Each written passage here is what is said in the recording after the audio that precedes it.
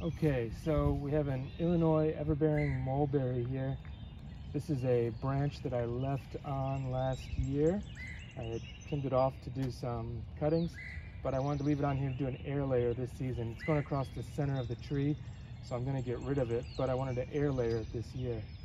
So let's start an air layer. Okay, first things first, we have our grafting knife here. And I've got some alcohol pads. I'm going to clean off my knife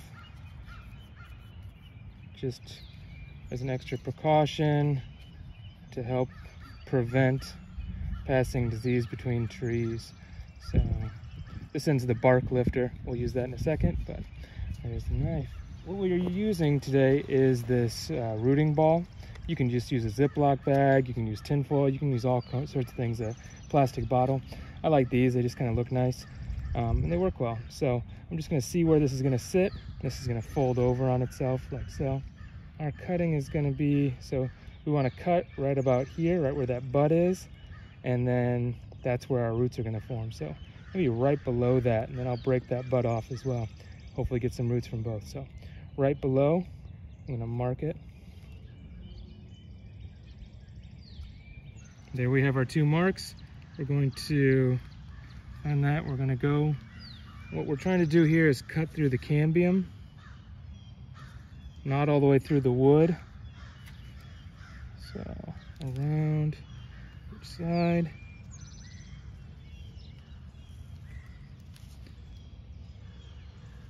And we don't want the tree to be able to bridge this. So I'm going to cut straight down through. And if you do this in the spring or in the summer, they say the bark is slipping. You can see when I go under that, it just comes off very easily. And there it goes. So you can see now if there were a bud right here, we could actually bud graft this onto another tree. So, but there we go. So you can see that green layer there. That's the cambium layer. The center part is the wood. So now if we scrape that, there's a little bit of cambium left.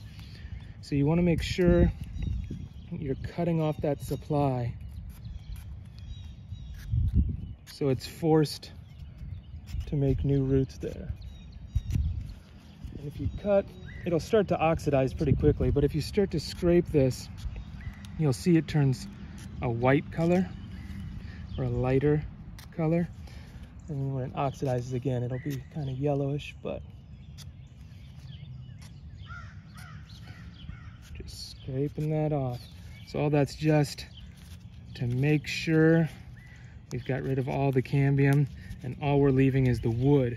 Benefit of that is if we just cut this right here, this would just be a cutting and it would only have the water that's inside of the cutting still. This way, water can still go up through the wood, the center of the tree, and this cutting basically is still getting water, but can form roots as it's getting water from the root system under the tree. One other thing I like to do is I like to also expose more cambium. So if you scrape right there, you see that green exposed? That's the cambium. I'm going to do that again over here.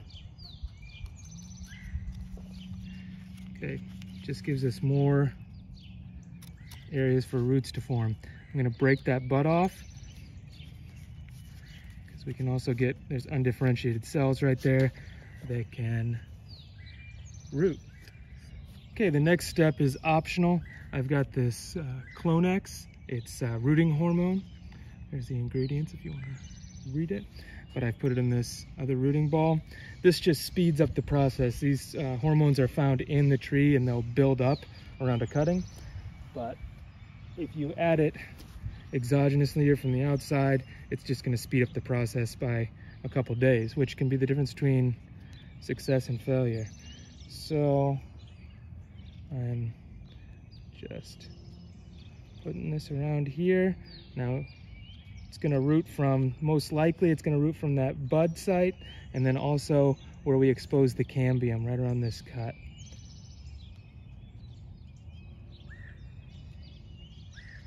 Okay, that should be plenty.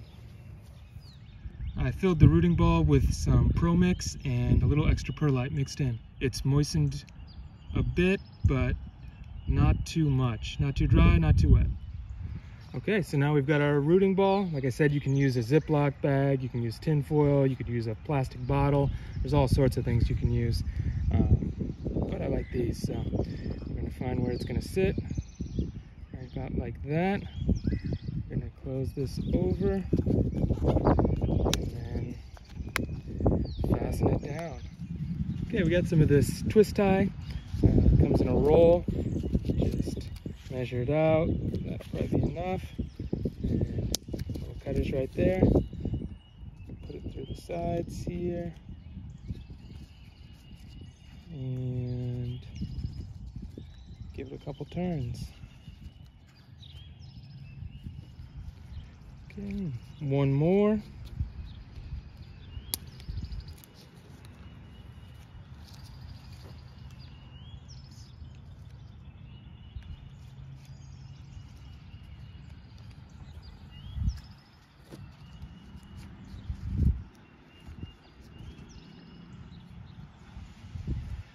Okay, so normally you wouldn't want to put anything metal around a tree because as the tree grows it can girdle it and kill that part of the tree.